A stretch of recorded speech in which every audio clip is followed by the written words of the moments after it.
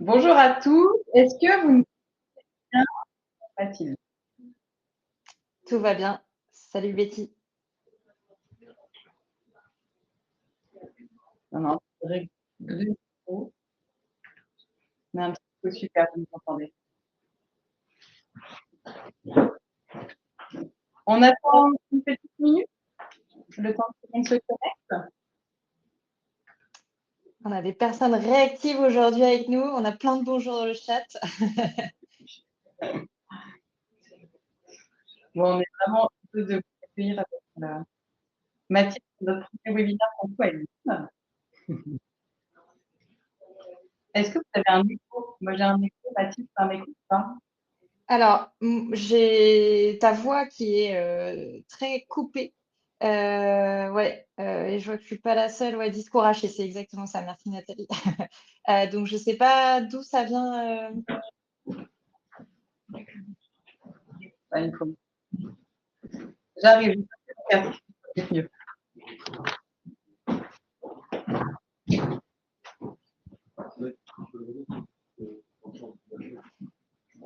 Alors, Leslie, le micro et vidéo ne fonctionne pas. Je pense que du coup, ça vient de votre côté, car pour tout le monde, ça fonctionne. N'hésitez pas à checker les pare-feux peut-être de votre PC.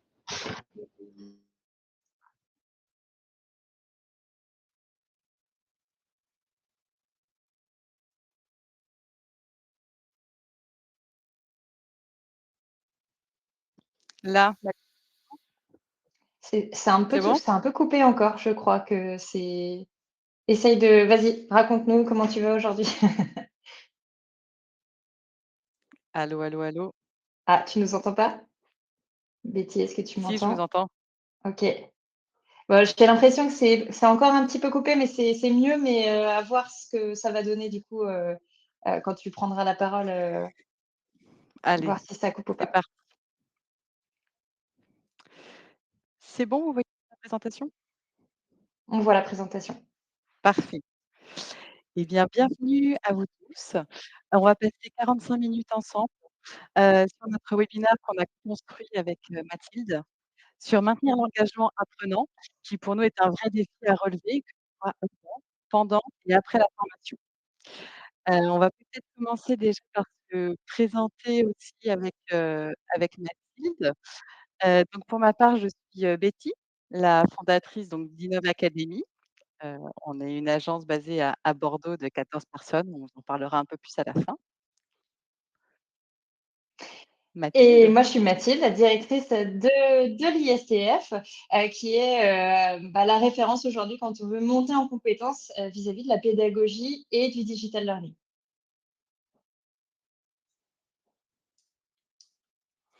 Alors le plan de notre, présentation, on va commencer par vous présenter des chiffres.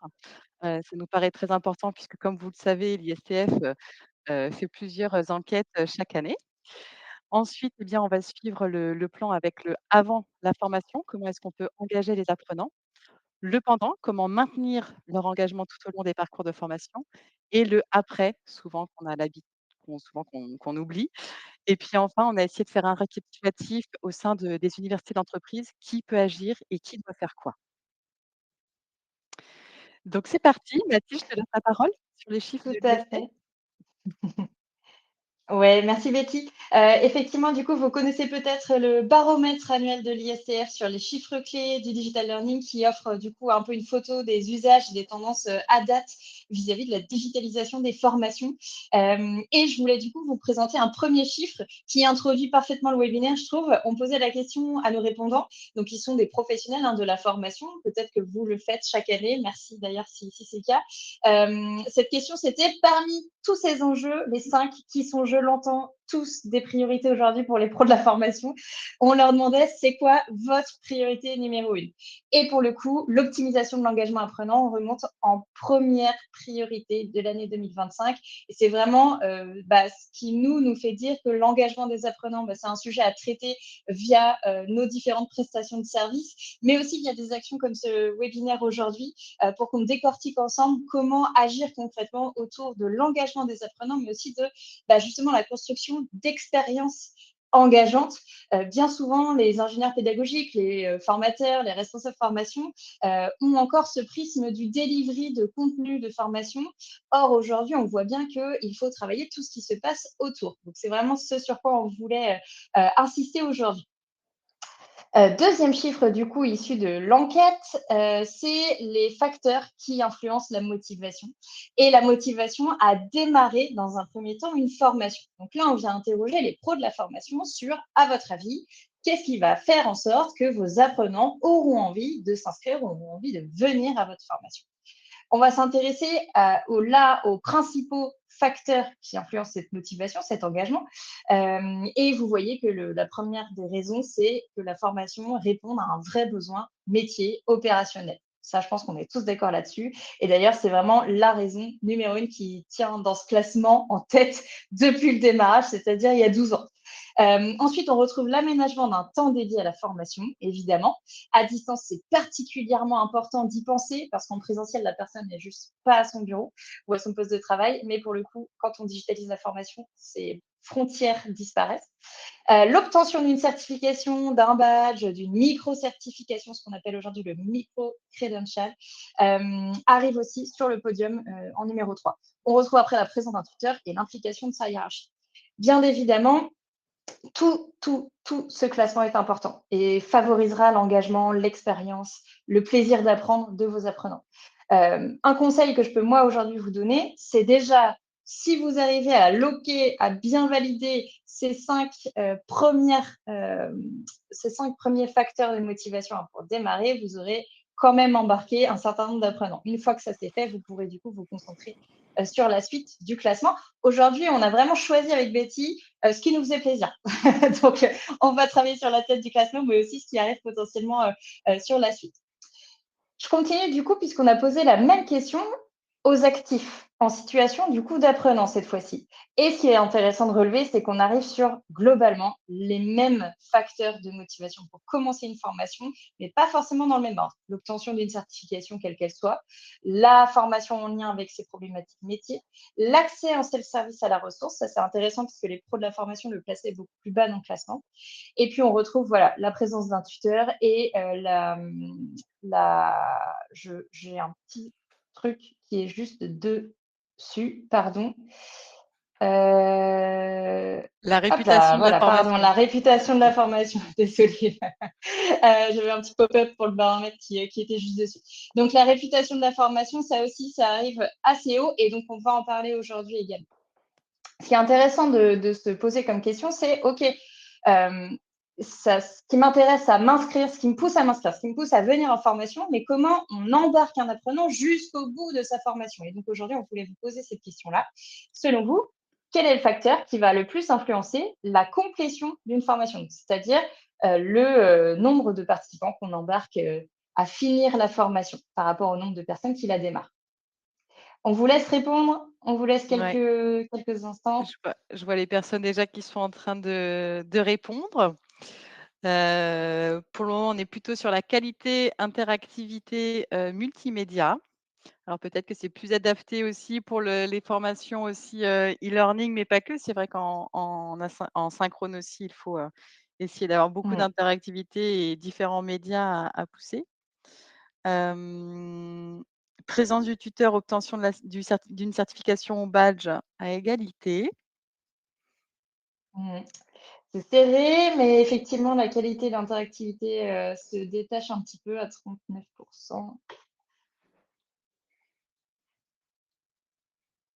Tout à fait. Donc pour Allez, vous, on en vous effet, c'est laisse plutôt la qualité, interactivité, répondre. multimédia, ouais, qui peut influencer les taux de complétion. Et bah, on a 75% d'entre vous qui ont répondu, on voit tout. Donc, on va quand même passer à la suite. Et effectivement, on a un petit top 3. Donc, la qualité de l'interactivité multimédia, c'est serré, l'obtention d'une certification d'un badge et juste derrière l'aménagement d'un temps dédié à la formation. Je vous propose du coup qu'on avance et qu'on voit ce que donnait le classement en janvier. Et donc, on verra si cette tendance que vous faites émerger aujourd'hui sera celle de janvier prochain. Eh bien, ce qui ressortait, c'était que c'était la présence d'un tuteur ou d'une tutrice qui faisait la différence de manière très serrée avec l'obtention d'une certification d'un badge pour engager à terminer une formation. Et tout ça, ça s'explique assez simplement. L'aménagement d'un temps dédié à la formation était sur le top 3 aussi. La cohérence entre la formation et les enjeux métiers à ex aequo avec la qualité multimédia et le niveau d'interactivité des contenus. Donc finalement, en top 5, c'était celle-ci qui arrivait en cinquième position. Vous la placez en numéro 1. C'est intéressant de le voir. Et donc, de la même façon, on avait aussi interrogé les apprenants et on retrouve finalement ce même classement un peu dans le désordre, mais toujours avec ces gros enjeux, Mmh. donc qui confirme que ça fait partie effectivement de ce qu'il faut travailler en priorité pour construire des expériences apprenantes engageantes. Merci Mathilde. Alors, on va rentrer maintenant que Mathilde nous a présenté un peu les chiffres. J'espère que ça vous a déjà donné des idées et que ça vous challenge aussi sur les actions que vous pouvez mener de votre côté. On va parler ensemble de ce que l'on peut mettre en place du coup avant la formation pour engager vos apprenants dans les parcours de formation. Donc, une nouvelle question pour vous. Est-ce que vous utilisez le concept de Personae dans vos pratiques pédagogiques? Donc, comme vous le savez, avant la formation, on va essayer de définir évidemment les objectifs pédagogiques pour répondre aux besoins métiers. Mais est-ce que vous prenez le temps aussi de bien définir votre Personae? Donc, on vous laisse répondre. Donc, normalement, vous avez tout de suite la question qui apparaît en effet sur votre écran en pop-up. On l'a pas Alors, précisé du coup, mais on prendra vos questions à la fin du webinaire. Donc n'hésitez pas à les poser dans le chat. J'ai vu qu'il y avait des questions déjà qui arrivaient et on les oui. prendra et on y répondra avec plaisir à la fin du webinaire. Donc, oui, systématiquement, 18, oui, parfois 27. Je connais, mais je n'utilise pas. Donc ça pourrait être intéressant de savoir, pourquoi. Est-ce que c'est par manque de temps, ou oubli, ou peut-être qu'il y a une vraie, raison? Vous avez des personae, peut-être très, très différents à chaque fois sur chaque, parcours de formation. Et non, quand même à 30, 29. Donc, principalement, la plupart d'entre vous n'utilisent pas la définition, le concept du personae. Mathilde, je te laisse, avancer sur c'est quoi un personae. Est-ce que tu peux nous en parler du coup? Ouais, volontiers. Finalement, définir un personae pour vos apprenants, c'est définir le profil type des apprenants que vous allez embarquer dans votre formation. Ça va servir à quoi? Ça va servir à construire une formation qui sera adaptée à leur profil, à la fois leur profil, ce qu'on appelle d'apprenants, la manière dont ils aimeront apprendre, mais aussi tout ce qui va influencer leur écosystème d'apprentissage. Ce qu'on va pouvoir identifier comme caractéristiques du coup dans cette définition de Personae, ça va être leurs objectifs de formation, leur niveau de connaissance pour savoir d'où ils partent et vers quoi il faut les emmener, leurs préférences pédagogiques effectivement. Est-ce que ça va être plus pertinent de les former en présentiel ou à distance? Est-ce qu'ils vont préférer le faire de façon autonome ou pas du tout? Et puis quelques contraintes qui vont effectivement influencer les projets de formation qu'il va falloir leur proposer. Je te laisse avancer, Betty, du coup, avec quelques Ouais. exemples. Donc une fois que vous avez pu définir, les grandes thématiques que Mathilde vous a présentées, ce que je trouve aussi intéressant dans la création de vos contenus et pour créer de l'interactivité, ça va être de définir en effet leur profil aussi de joueurs. Donc il en existe 4 principaux, le tueur, l'accomplisseur, le socialisateur et l'explorateur. Et donc en fonction de ces 4 profils, pour pouvoir gamifier et créer de la ludopédagogie, c'est très important. Puisqu'imaginons, si vous avez un explorateur et que vous proposez plutôt, de la gamification profil tueur, l'explorateur va quitter, très rapidement le parcours parce que ce ne sera pas adapté. Donc pour vous expliquer un petit peu, davantage ces profils de joueurs par rapport au tueur, ce qu'il va rechercher, c'est plutôt de la compétition, de la confrontation, du leadership. Et donc, ce qu'il va aimer, c'est principalement du classement et de la compétition, plutôt individuelle. On est plutôt sur les profils aussi, vous allez reconnaître les commerciaux très souvent. On va avoir ensuite, plutôt, l'accomplisseur qui va chercher plutôt des résultats, de la performance et aussi de la reconnaissance. Donc un accomplisseur aussi, il va être davantage porté sur, la certification ou un open badge quelque part, à la fin du parcours. Il a envie d'avoir quelque chose de palpable et de visible pour lui, pour avoir cette reconnaissance, de ses pairs. Donc il va chercher du scoring, des badges, classements, certifications. On va avoir ensuite le socialisateur, donc ce qu'il va rechercher, c'est plutôt de l'entraide, de la collaboration, des échanges. Donc il va aimer beaucoup les projets en groupe, les discussions. Donc ça, c'est vrai que c'est aussi très intéressant quand vous êtes sur la création de vos parcours de formation, encore une fois, sur toute la partie, mise en pratique. Est-ce qu'en effet, c'est de la mise en pratique individuelle ou plutôt collaborative? Ça va être très important de le définir ici. Et puis le dernier profil, vous avez plutôt l'explorateur. Alors lui, il adore, se former, davantage en autonomie, aller en profondeur dans les parcours de formation pour ceux qui en construisent.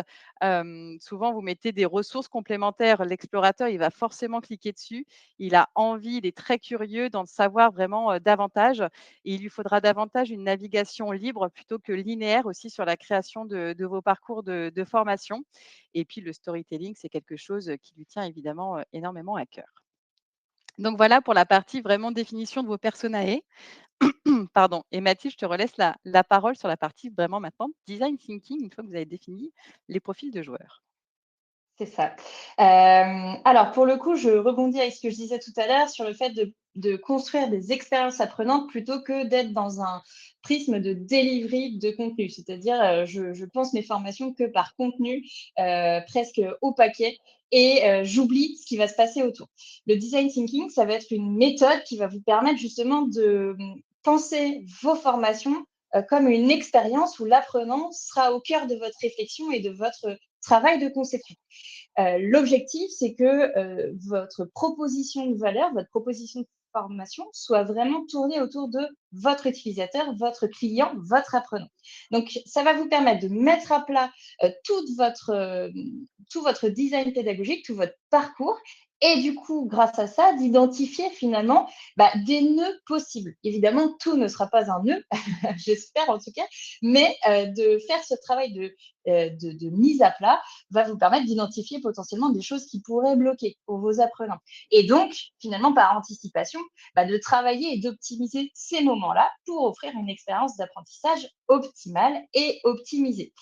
Donc, vous êtes vraiment dans ce travail de recherche de solutions après avoir travaillé sur toute l'identification du besoin, la définition de vos profils d'apprenants type, etc.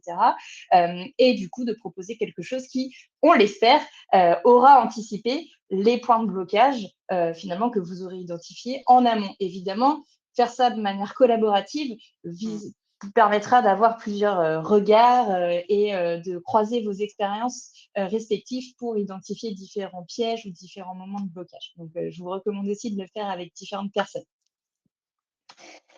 Voilà pour ça. Pour le design thinking, c'est un outil parmi d'autres, mais que vous pouvez utiliser pour travailler sur l'expérience apprenante.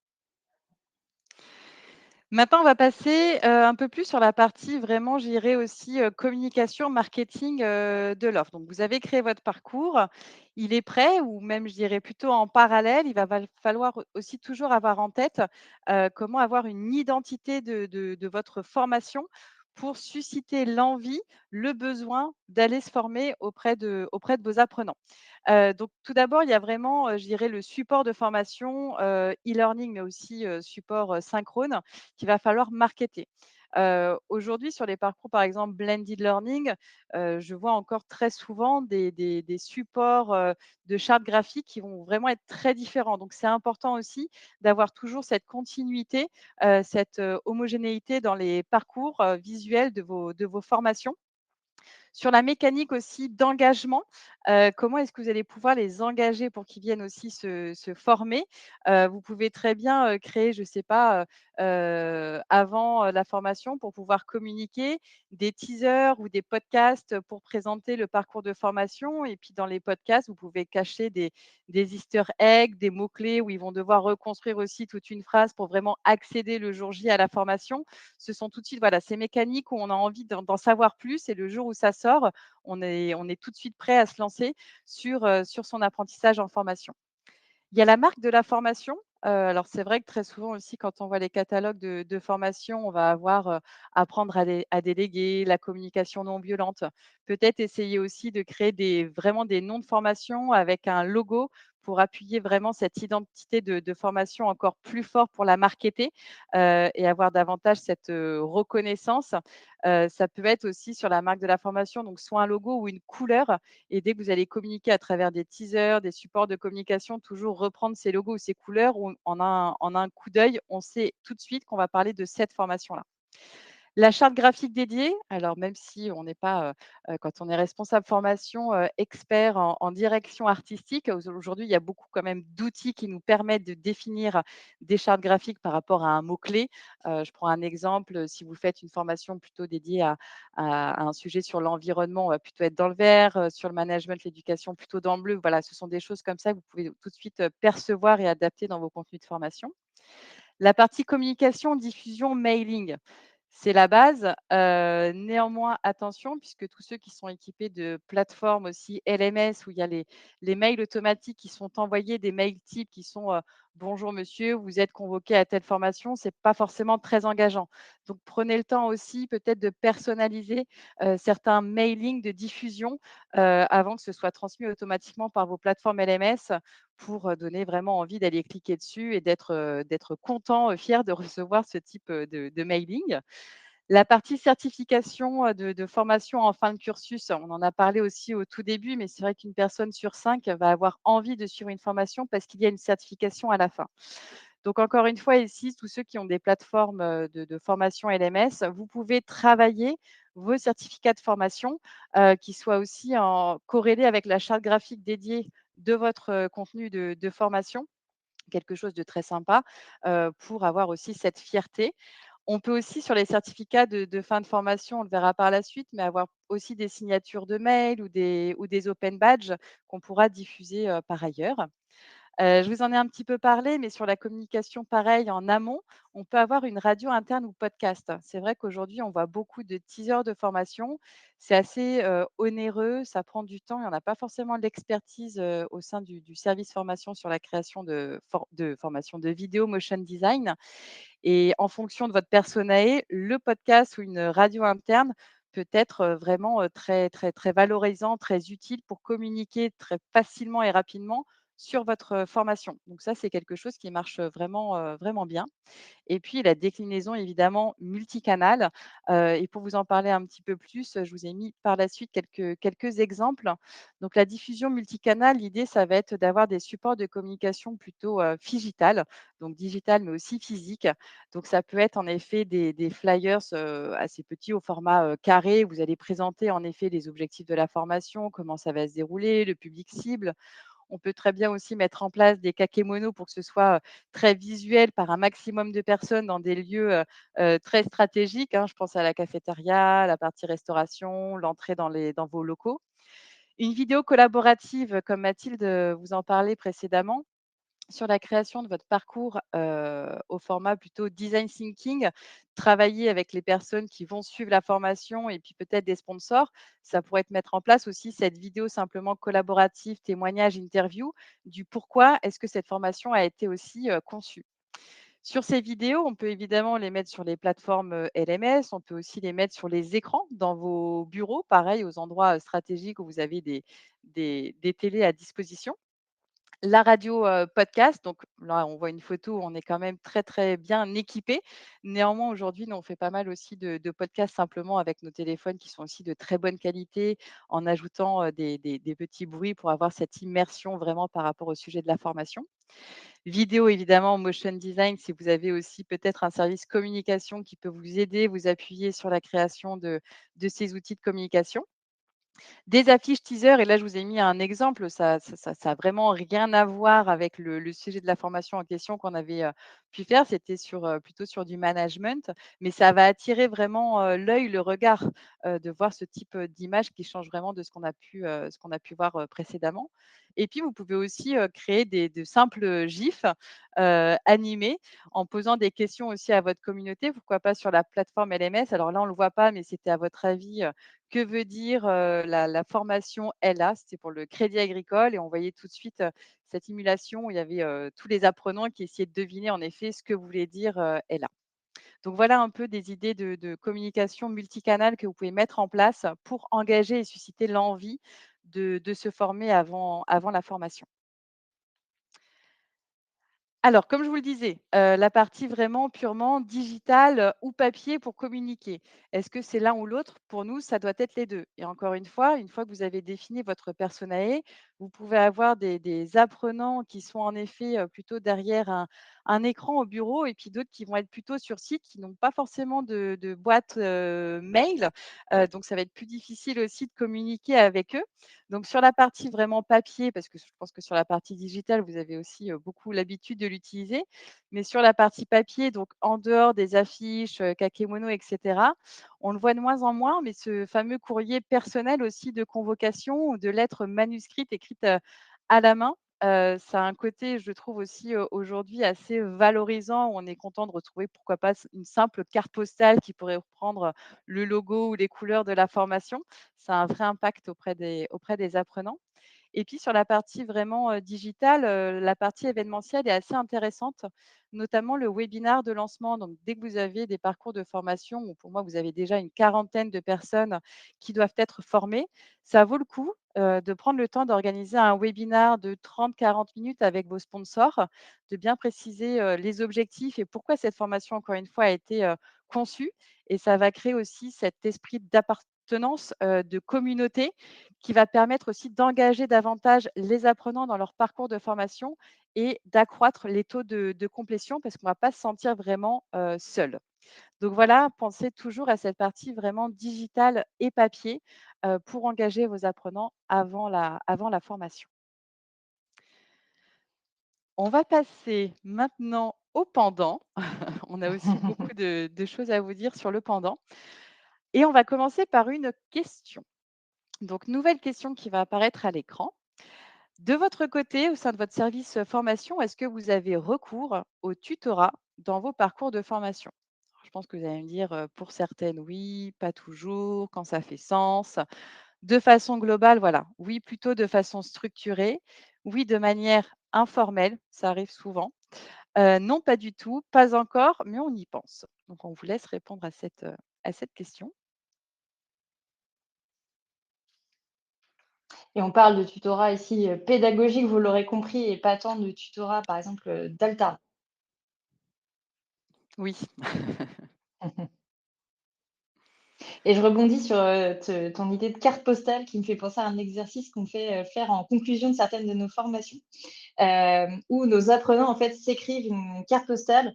Donc c'est leur eux du futur qui écrit une carte postale à leur eux du présent pour, leur, raconter en quoi la formation leur a permis de, révolutionner leur pratique pédagogique. Et je pense que, ça peut être effectivement une bonne façon, d'inviter des apprenants, des collaborateurs à venir se former. Mmh. Pensez-y du coup, et si c'est le cas, bon, je ne sais pas si vous y pensez, mais faites-nous des feedbacks, sur l'accueil que ça aura eu. Mais je t'écris, c'est ton toi du futur. Tu avais suivi cette formation organisée par l'entreprise et ça a vraiment permis de changer ton quotidien professionnel. Je pense que ça peut vraiment effectivement marketer Mmh. votre formation, piquer la curiosité, créer déjà quelques sentiments et émotions. Donc ça contribue aussi, vous le savez sans doute, à l'expérience. Et puis à leur envie de venir se former. Alors, à la question, Mathilde, on a 40 des personnes qui n'ont pas encore mis en place du tutorat, dont une partie qui y pense. Et puis, du coup, 60 d'entre vous, qui l'ont mis en place de façon structurée ou de manière, plutôt informelle. Ouais, tout à fait. Et donc là, je creuse un petit peu le sujet que j'ai évoqué tout à l'heure. Vous l'avez vu dans les classements que je vous ai montrés. Le tutorat, la présence d'un tuteur, faisait partie de ce qui engageait à commencer et à terminer surtout les formations. On va plus loin dans le baromètre. Donc ça, c'est un autre chiffre issu de notre enquête sur les chiffres clés du digital learning. Et on interroge finalement, nos participants, nos répondants, pardon, sur l'impact, de leurs actions de tutorat vis-à-vis de la complétion. Donc encore une fois, je le rappelle, la complétion, c'est le taux de participants qui, vont au bout par rapport à ceux qui, démarrent, une formation. Et en fait, la manière dont il faut, analyser ce qui est affiché à l'écran, c'est celle-ci. Vous avez du côté orange les actions, de formation qui n'ont pas, de tutorat intégré. On voit ici que la majorité des formations n'obtiendront pas un taux de complétion supérieur à 10. Donc, vous avez 6 dispositifs sur 10 qui n'embarqueront au maximum 10 participants sur 100. C'est vraiment pas beaucoup. À l'inverse, quand on commence à mettre du tutorat, les proportions s'inversent. Et là, on voit que finalement, la majorité des dispositifs tutorés auront un taux de complétion supérieur du coup à 60%. Donc, embarqueront 60 apprenants sur 100, ce qui là commence à devenir intéressant quand on travaille sur des volumes de collaborateurs à former. Encore une fois, le tutorat, c'est quelque chose, vous le savez, d'essentiel pour embarquer vos apprenants. Et bien souvent, nous, en face de nous, on a des formateurs ou des responsables formation qui nous disent: oui, mais les formateurs et les formatrices chez nous, ils n'ont pas le temps. Ça peut être des experts métiers, ça peut être des formateurs ou des formatrices internes temps plein. Mais pour le coup, c'est déjà dur pour eux d'assumer toute la charge d'animation, le temps à passer en animation synchrone ou à préparer leur formation. Donc, si en plus, je dois leur faire du tutorat synchrone, asynchrone, collectif, individualisé, etc., c'est trop compliqué, j'ai jamais réussi. Ok, j'entends, pas de souci. Il y a des techniques et il y a des méthodes pour organiser tout ça et pour faciliter le travail de tutorat pour les formateurs. Ah, mauvaise flèche. L'une d'elles, c'est l'automatisation, notamment l'automatisation de la proactivité, le tutorat proactif. On pourrait en parler des heures, mais dans le tutorat, il y a plein de façons de faire du tutorat, et notamment celui qui s'avère être le tutorat proactif, c'est-à-dire qu'on anticipe ce dont vont avoir besoin les apprenants, notamment de petites relances pour leur rappeler les échéances de leur parcours ou ce qu'il y avait à faire, etc. Donc là, je vous parle de quelque chose que je connais très bien parce que c'est pratiqué à l'ISTF et pratiqué avec les boîtes mail de nos formateurs. Donc là, il y a un certain nombre d'outils aujourd'hui, vos plateformes, etc., qui peuvent vous permettre de le faire. Mais si vous laissez la main à vos formateurs, ça peut aussi être fait directement avec des boîtes mail. Je le sais, on le fait. Donc, finalement, vous allez réussir à faire du tutorat proactif, donc à gagner en valeur et en engagement dans vos apprenants, car vous allez leur envoyer des relances. Des relances qui vont sembler personnalisées. Quand on dit ça, ça peut avoir tendance à finalement dévaloriser cette action-là. Or, je vous rassure, ça amène vraiment de la valeur à vos apprenants. Certains ne seront pas dupes, mais ils apprécieront le fait d'avoir cette relance-là. Et ça va leur donner, encore une fois, le goût de revenir sur vos contenus. Ah, j'ai fait mon exercice, mais je ne l'ai pas rendu. Du coup, si je veux avoir un feedback, il faut que je le rende. Merci, je vous renvoie ça. Ou juste, tout simplement, montrer que vous êtes là. Et ça, déjà, ça amène de la valeur. Bon nombre d'apprenants, finalement, le formateur va dire lors d'un webinaire de lancement ou une classe virtuelle, si vous avez des questions, je suis là. Bon nombre d'apprenants ne poseront jamais leurs questions parce qu'ils se diront ouais, je ne vais pas l'embêter, etc., etc. Donc finalement, montrer par ce genre d'action automatisée que vous êtes là, qu'il y a quelqu'un de présent, va tendre une main supplémentaire et rappeler à vos apprenants que vous êtes là et qu'ils peuvent vous poser des questions. Et ça va encore une fois les embarquer davantage et faire gagner en qualité dans votre formation. Autre technique pour ramener de l'humain, pardon, dans votre formation, c'est de miser sur les communautés d'apprentissage. Et là, du coup, je voulais vous donner quelques conseils pratico-pratiques pour mettre en œuvre ce type de communauté d'apprentissage. Déjà, première chose, c'est que ça aura plus de chances de fonctionner si vous mettez une communauté d'apprentissage en place autour d'une session de formation. Donc, quand on déploie des communautés d'apprentissage auprès de tous les collaborateurs de l'entreprise, parce que potentiellement, ils sont tous apprenants à un moment de l'année, ça a peu de chances de marcher, même quand c'est sur une seule et même thématique. Tout simplement, par exemple, vous trouvez un message qui date d'il y a 1 an, qui effectivement traite de la formation que vous êtes en train de suivre. Franchement, ce n'est pas très engageant. Vous vous dites, en fait, il n'y a personne ici. Bon, je ferme ça et je retourne sur mon petit module. À l'inverse, si vous mettez en place avec une date de fin, une date de début, une date de fin, avec un groupe de formation, vous allez pouvoir créer une dynamique collaborative, une dynamique de groupe sur cette communauté. Et là, vous commencez à faire prendre cette mayonnaise, comme on dit.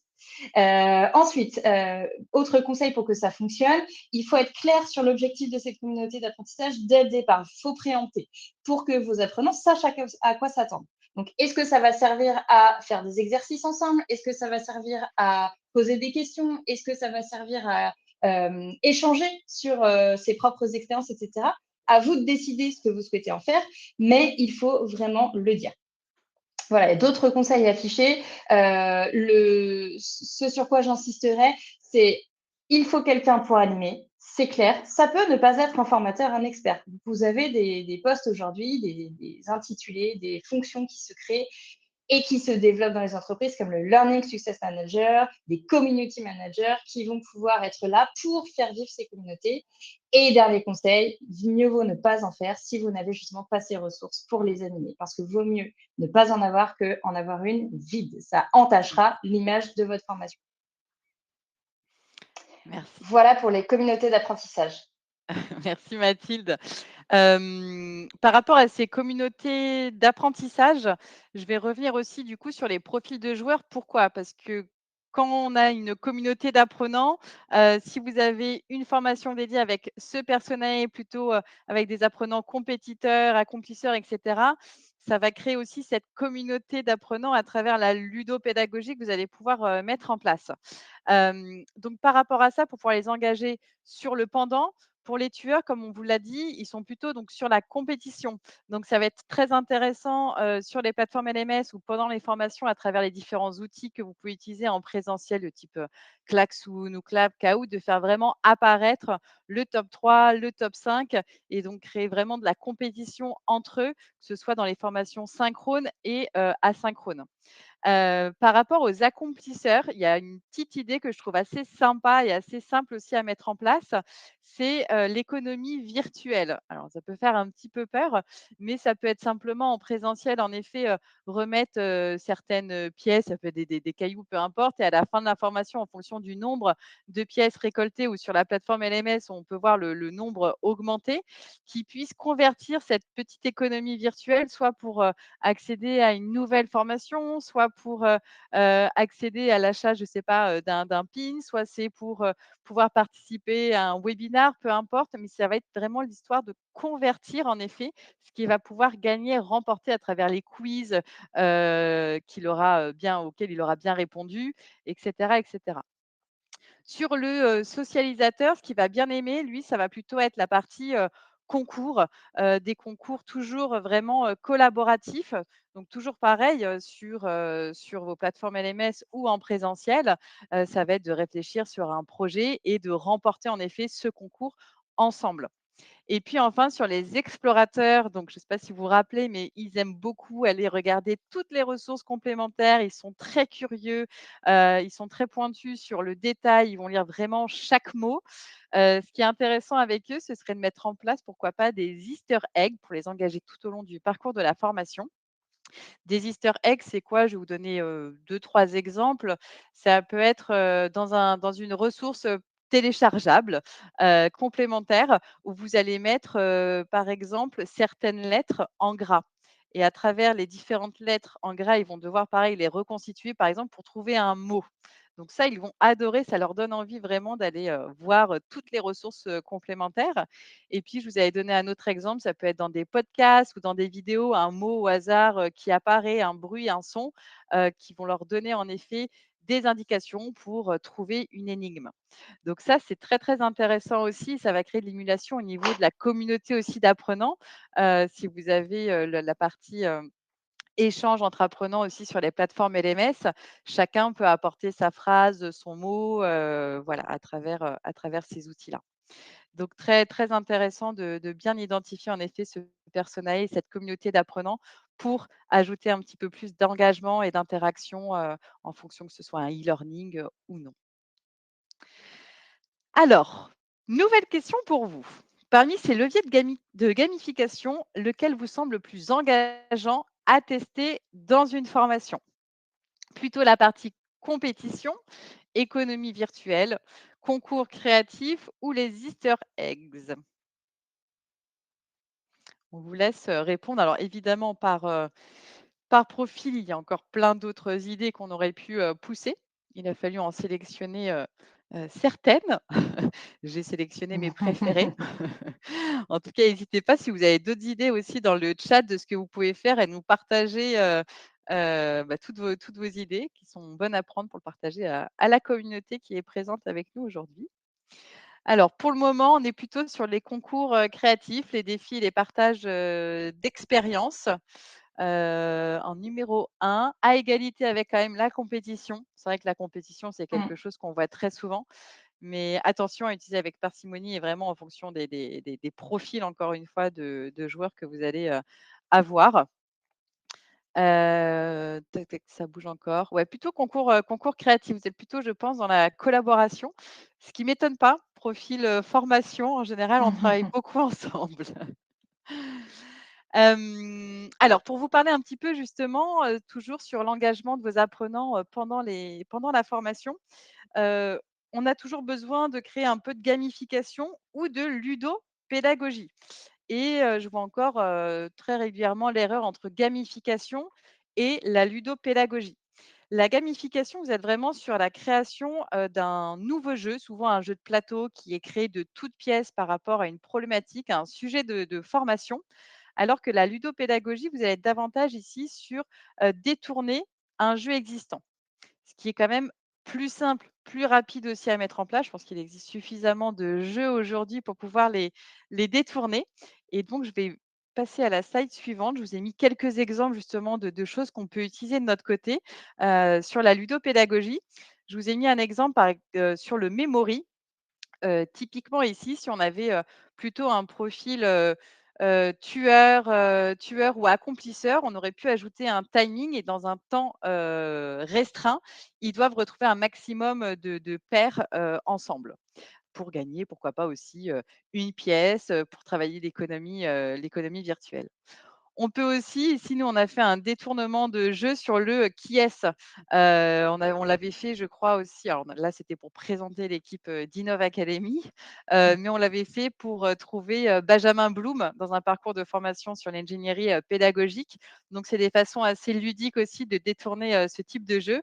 Et on était plutôt sur un profil de personnes socialisateurs ou explorateurs, puisqu'en fonction des différents personnages qu'on avait proposés, on pouvait aller regarder quand même en quoi est-ce qu'ils avaient contribué sur l'ingénierie pédagogique. Et puis enfin, on vous a mis un dernier exemple, c'était plutôt un puzzle à reconstituer. Ici, c'était davantage pour une formation sur l'environnement, où on a des chiffres clés ensuite qui apparaissaient. Donc voilà, des choses aussi très simples, mais sur comment les engager tout au long, encore une fois, de votre parcours par rapport au profil de vos apprenants. Vous pouvez rapidement détourner des jeux préexistants. Donc, on trouvait intéressant de vous les partager. Une nouvelle question pour vous. Quel dispositif utilisez-vous dans vos formations? Donc, on va passer maintenant plutôt sur la partie après. Est-ce que vous utilisez principalement des badges, des certifications, les 2 ou à l'inverse, aucune des 2.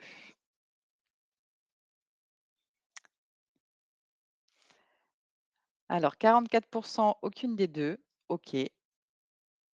Badge 14 certification 30. Donc en fait, c'est 50-50, hein. Il y en a qui 50 qui Mmh. utilisent l'un ou l'autre ou les 2 et 50 Mmh. en effet, aucune des 2. Et du coup, on va parler un petit peu plus en détail de ça. Ça vient dans la catégorie après la formation, puisque tout ça va pouvoir s'obtenir et se valoriser auprès de l'apprenant une fois que ça va être acquis, donc en général après une formation. On est d'accord, ça peut être avant, ça peut être pendant, évidemment. Donc, pour clarifier un petit peu ce sujet-là des certifications, qui plus est quand on est dans un environnement d'université d'entreprise, de formation interne, etc., pas de panique. Il peut s'agir d'un badge, d'une micro-certification et pas seulement d'une certification ou d'un bloc de compétences inscrit au répertoire national, le RNCP, ou bien une certification du répertoire spécifique. Bref, les répertoires nationaux officiels, puisqu'en France, on aime bien les diplômes. On aime de plus en plus aussi les micro-certifications et les badges. Donc, en gros, on distingue un petit peu les deux par le badge, c'est plutôt dans une optique de gamifier la formation, d'avoir une approche un peu ludique, de valorisation de jalons. Et les micro-certifications, on est plutôt dans la valorisation de compétences et la matérialisation de ces compétences, à la fois pour l'apprenant, le collaborateur, mais aussi pour le service formation. On va en parler. Donc finalement, à quoi ça va vous servir? C'est valoriser l'engagement, on l'a vu, hein, ça fait partie des principaux leviers d'engagement. Renforcer la motivation du coup à long terme, dans le cadre d'une formation, mais pas simplement, hein, c'est aussi dans le cadre de l'expérience, cette Mmh. fois-ci, du collaborateur au sein de votre entreprise. Et je disais d'attester des compétences et de pouvoir les valoriser en les partageant notamment. Alors, comment tirer parti des certifications? On a beaucoup parlé, et là, je viens d'évoquer encore une fois les bénéfices attendus pour les apprenants, mais il y en a aussi beaucoup pour les directions formation. Et je tenais à le préciser, puisqu'on a tendance aujourd'hui à encore trop peu, ou en tout cas le sous-estimer ou le sous-utiliser. L'ingénierie de certification et la cartographie de compétences, ça va vous permettre de piloter vos projets par les compétences et pas juste par des besoins de formation exprimés par vos collaborateurs ou leurs managers. Ensuite, ça va vous permettre de mieux gérer l'hétérogénéité des niveaux de compétences en interne, puisque vous allez pouvoir, grâce à cette cartographie de compétences, mesurer, analyser et pouvoir agir sur des moyennes ou des médians. Et puis, individualiser tout simplement, grâce à ces micro-compétences, les parcours de formation. C'est quelque chose aussi, un concept et une ambition qu'ont les services formation aujourd'hui, de pouvoir individualiser. Par le biais des micro-compétences et de ces cartographies de compétences, ça va grandement être facilité.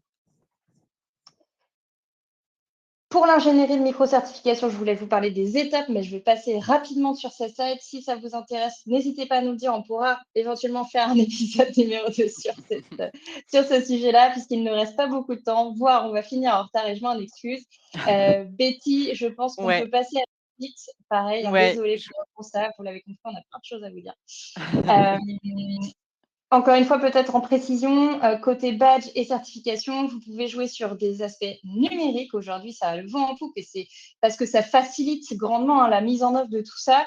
Ça les sécurise aussi grâce à la blockchain, mais vous pouvez aussi, comme la communication tout à l'heure, ne pas oublier les supports de badge, de certification tangibles, physiques. Est-ce je qu'on me passe à la suite? Ouais, Vas-y. juste je reviens sur les exemples de badges sur après la formation pour continuer à engager les apprenants. Ne pas oublier aussi de mettre des certifications ou des badges pour tous ceux qui auraient participé aussi à la Tout à fait. production de vos contenus de formation, tous ceux qui ont participé aussi à la collaboration. Pourquoi pas des badges sur la participation, justement, ceux qui sont allés jusqu'au bout de la formation et qui ont passé beaucoup d'heures à se former de façon autonome. Donc, c'est aussi ce genre d'automatisme à avoir, pas forcément ceux qui suivent la formation. Il n'y a pas que les Ouais, apprenants, mais vraiment aussi maximiser l'impact de tous les contributeurs sur les projets de formation. ouais, tout à fait. Et puis, dernière bonne pratique qu'on voulait vous transmettre aujourd'hui sur la partie après formation. Betty a parlé tout à l'heure de la communication, de comment vous pouviez informer vos apprenants sur les formations qui arrivent et de leur donner envie de s'inscrire. Maintenant, moi, je voulais aussi qu'on insiste sur l'utilisation des données que vous monitorez sans doute déjà, comme la satisfaction, comme la recommandation, le niveau, les scores obtenus, etc., vis-à-vis de vos formations. Et puis, vous avez sans doute des feedbacks de la part de vos apprenants, donc vous avez des verbatims. N'hésitez pas à les exploiter et pour faire la, attention gros mot, publicité de vos formations en interne, tout simplement auprès de vos collaborateurs, auprès de leurs managers, pour que finalement une mise en place vertueuse se fasse autour de vos formations et que vous créiez une vraie culture de l'apprentissage, en fait, de la formation au sein de votre entreprise. Donc, n'hésitez pas à faire de la pub en utilisant ce que vous avez déjà sous la main, je n'en doute pas.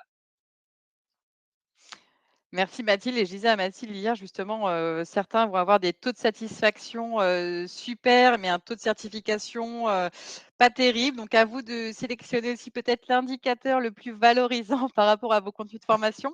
Mais ils ne sont pas forcément tous en effet à un niveau, élevé. Donc à vous en effet de bien les sélectionner pour communiquer. On voulait aussi du coup, reprendre un petit peu qui peut agir, qui peut faire quoi au sein de vos services, départements, formation. Donc ça, c'est Mathilde qui a pris le temps de vous faire ce beau tableau, récapitulatif. Alors encore une fois, on ne sait pas comment est-ce que vous êtes organisés, mais l'idée, c'était vraiment de faire un listing de toutes les actions que vous pouvez mettre en place et d'avoir une idée en effet généralement au sein des services de formation le qui fait quoi. C'est vrai qu'on a de plus en plus de dénominations de postes, de métiers au sein des services de formation. Donc Mathilde a fait, Mmh. l'effort, a pris le temps de vous faire cette slide. On vous laisse peut-être, là, en prendre connaissance parce que le temps file, peut-être faire une capture écran. Mathilde, je ne sais pas si tu voulais rajouter un mot là-dessus? Oui, effectivement, je rebondis sur ce que tu dis. J'ai pas mis tous les intitulés de poste et je pense que vous pourrez faire le parallèle avec vos intitulés de poste en interne. J'ai synthétisé tout ça, j'ai repris finalement, les tâches aussi, hein, dont on a parlé aujourd'hui. Évidemment, il y en a plein d'autres. Tout ça, c'est pas du tout exhaustif. Ce qui est à retenir, c'est que vous avez une fonction qui ressort et qui néanmoins est encore peu présente dans les services formation, c'est le Learning Success Manager. C'est la personne en charge, ou les personnes, parce que ça peut être dispatché sur plusieurs personnes, en charge de travailler l'expérience apprenant au sens large du terme. Donc, c'est ce qu'on a vu en fait, hein, le avant, le pendant, le après, et potentiellement agir en relais et en coordination des différents acteurs, les autres, les responsables de formation, les DLM, les learning designers et les formateurs, les tuteurs, etc. Donc, pensez-y. Et pour cela, et pour vous aider dans cette réflexion autour de l'organisation de vos métiers, on va vous poser cette question, mais je passe la slide sur c'est le nouveau baromètre du coup qu'on sort également chaque année pour l'ISTF, par l'ISTF, sur les métiers et la façon dont vous pouvez organiser vos services formation. Donc, n'hésitez pas à télécharger cette ressource-là pour vous aider et peut-être aussi découvrir justement ces nouvelles fonctions qui peuvent contribuer à l'expérience apprenant et l'engagement de vos collaborateurs en formation. On vous a mis, alors vous avez dû voir tout au long de la présentation, il y avait des petites pop-up en bas à gauche, on n'en avait pas parlé, mais on vous a mis vraiment pas mal de ressources en plus téléchargeables par rapport aux différents sujets dont on vous a présenté pour ceux qui souhaitaient aller plus loin. Et là, on vous met justement le fameux baromètre, si vous le souhaitez, de l'ISTF dont Mathilde vient de vous parler. Peut-être un mot, oui, Mathilde, on n'a pas parlé sur notre partenariat. Donc, on a pris le temps de se rencontrer avec Mathilde et on s'est dit que nos activités étaient complémentaires. Et donc, c'est aussi pour ça qu'on a souhaité créer ce webinaire ensemble. Mathilde, est-ce que tu veux ajouter quelque chose sur la partie ISTF? Voilà, déjà sur le partenariat qui nous enchante tous, effectivement, nos activités sont ultra complémentaires. Donc, on a décidé de démarrer des collaborations avec Innov Academy pour vous proposer ce type d'intervention, à la fois ouverte, mais aussi parfois réservée, par exemple, aux apprenants de l'ISTF. Et puis, on a l'ambition, effectivement, de développer de nouvelles collaborations à l'avenir. Donc, j'imagine que vous suivrez ça. N'hésitez pas à vous abonner, d'ailleurs, à nos pages respectives sur LinkedIn, Instagram ou autres pour suivre tout ça. En ce qui concerne l'ISTF, je pense que vous nous connaissez. Donc, je préfère qu'on passe du temps peut-être à répondre aux Aux questions, si questions. ça te va, étant Ouais. donné qu'on est peut-être déjà en retard et je m'en excuse encore, mais alors, je rebondis sur la dernière qui a été posée par Audrey sur la partie certification. Vous pouvez complètement utiliser le terme de certification. Ce que vous n'avez pas le droit de faire, par exemple, c'est quand vous déposez une certification au répertoire spécifique. Là, vous ne pouvez pas parler de métier ou de bloc de compétences. Quand vous touchez à ce qui est rattaché à France Compétences et au répertoire national, là, vous avez des règles effectivement à respecter. En ce qui concerne la micro-certification, aujourd'hui, j'espère que ça le restera, on est plutôt libre. Et donc, la partie certification, le mot, vous pouvez complètement l'utiliser. Et je vous recommande de le faire. On a une question de Cathy. Les badges sous-entendent un temps long et plusieurs niveaux ou parties, je suppose. Alors, pas forcément. Vous avez un site qui s'appelle Open Factory que nous, on utilise. Vous pouvez faire des badges et également des méga badges. En effet, vous pouvez avoir plusieurs parcours et à chaque fois, on récupère une partie du badge. Et quand on a fini toute la formation, on peut récupérer un méga badge. Donc, ça prend pas forcément, en effet, beaucoup de temps. Vous pouvez faire des badges à partir d'une formation e-learning de moins de 30 minutes, du moment qu'il y a un vrai savoir que vous venez évaluer à travers un quiz, on peut mettre en place des open badges. C'est vraiment à votre main. Ouais, tout à fait. Est-ce qu'il y a d'autres questions? Peut-être celle-ci que je vais mettre en avant. Quels sont les KPIs à suivre pour déterminer si une formation e-learning est réussie? Est-ce que Mathilde, tu veux en parler ou je prends? Tout dépend ce que vous cherchez, ce que vous mettez derrière réussite. La réussite du point de vue de l'ingénieur pédagogique, ce sera de savoir si l'apprenant est allé au bout et a atteint l'objectif pédagogique C'est fixé. sûr. Donc, pour le mesurer, vous pouvez effectivement, par exemple, mettre un quiz à la fin et venir lui poser la question de sa satisfaction. Après, la réussite aussi, ça va être est-ce que la compétence a vraiment été acquise? Là, vous pouvez venir évaluer l'impact de la formation quelques temps après, c'est ce qu'on appelle l'évaluation à froid, sur le poste de travail en mettant en place d'autres modalités, par exemple venir observer, venir rechallenger avec un cas pratique, etc. Betty, est-ce que tu veux continuer? Non, c'est très complet. Parfait. Il y avait pas mal de questions sur les personas Ah, en début de webinaire. Je ne sais pas si tu voulais y répondre. Alors, je les ai pas vus. Alors, juste la question, y a-t-il un replay? C'était super. Merci beaucoup, Natacha. Oui, bon, vous allez recevoir le replay automatiquement dans votre boîte mail à la fin de ce webinaire. Je suis à la recherche des questions dont tu parles sur, les Alors, par exemple, personas. difficile de définir une persona pour des formations en ligne en totale autonomie accessible à tous. Ah oui, alors là, en effet, c'est différent. Vous pouvez avoir des modules, je dirais vraiment, très, réglementaires, obligatoires. Je prends un exemple, je ne sais pas, une formation recruter sans discriminer, qui est devenue obligatoire pour tous ceux qui sont amenés à intervenir dans le process de recrutement. Donc là, c'est vraiment, tous les collaborateurs, en effet, de l'entreprise. En effet, bah, là, vous allez avoir, plein de profils très différents. Donc l'idée, ça va être de varier un petit peu les plaisirs et d'apporter des activités, bah, qui vont répondre à ces différents, profils de joueurs personnels. Mais en effet, là, c'est plutôt sur, une formation, métier où vous allez pouvoir davantage identifier vraiment les profils. Ça fait souvent aussi référence, pour ceux qui connaissent, au profil, DISC. Alors j'aime pas mettre les gens dans des cases, mais ça regroupe un peu ce type de profil, également. Je reviens aussi sur des questions, hop, je vais les mettre, en avant aussi. Il y en avait 2, Cécile et Pascal. Quel retour sur le tutorat piloté par l'IA et n'y a-t-il pas un changement depuis l'arrivée de l'IA vis-à-vis du tutorat, moins de personnes demandeuses? Là-dessus, ça va dépendre des contextes. Imaginons, je rebondis sur, ce contexte de formation que tu évoquais, Betty, à l'instant. Là, peut-être que effectivement les personnes, celles qui utilisent l'IA en tout cas, parce que finalement, il y en a plein qui ne l'utilisent pas, vont être autonomes et se dire: «Ah bah tiens, j'ai cette question-là sur le contenu que je viens de voir, bon, j'ai pas vu de tuteur, j'ai pas vu de forum ou de communauté d'apprentissage, je vais demander à ChatGPT ou Copilot, de répondre à ma question».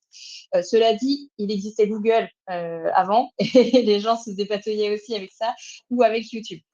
Donc je ne sais pas, en toute, transparence, si vraiment ça a eu un impact sur le volume de demandes, depuis que l'IA s'est généralisée, s'est démocratisée. En revanche, effectivement, le tutorat piloté par l'IA, ça amène de la valeur, aux formateurs, aux tuteurs, aux mentors, de la valeur de temps, puisqu'ils vont pouvoir, encore une fois, bah, déléguer, automatiser certaines actions de tutorat pour pouvoir se concentrer sur le tutorat. Tout à l'heure, j'ai parlé du tutorat proactif, qu'on peut automatiser parce qu'on l'anticipe.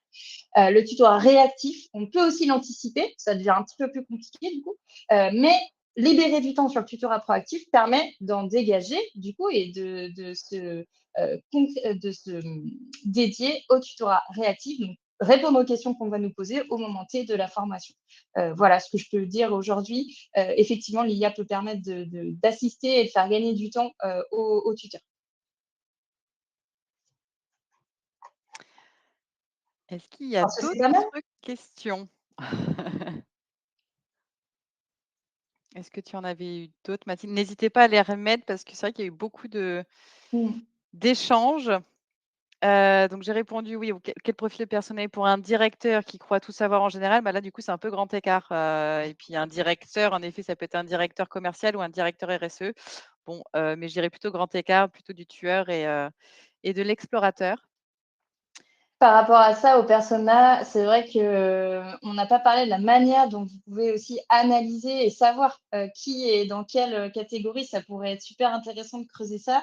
Je rebondis juste attention aux clichés et aux idées préconçues que Mmh. vous pouvez avoir aussi. Ne tombez pas dans le piège inverse, effectivement, tu disais, Betty, mettre des gens dans des cases, Mmh. parce qu'on peut se tromper. Et l'humain, et voilà, vous le savez, hein, il y a des subtilités. Donc, voilà, restez ouvert et n'enfermez pas vos apprenants, les profils dans des cases juste parce qu'ils sont comptables, juste parce qu'ils sont directeurs ou directrices, etc. Merci beaucoup. Je vois pas d'autres questions. Si vous avez d'autres sujets justement de webinaire que vous souhaiteriez qu'on anime avec, Mathilde, n'hésitez pas à nous mettre des sujets qui vous tient à cœur, dans la zone de chat.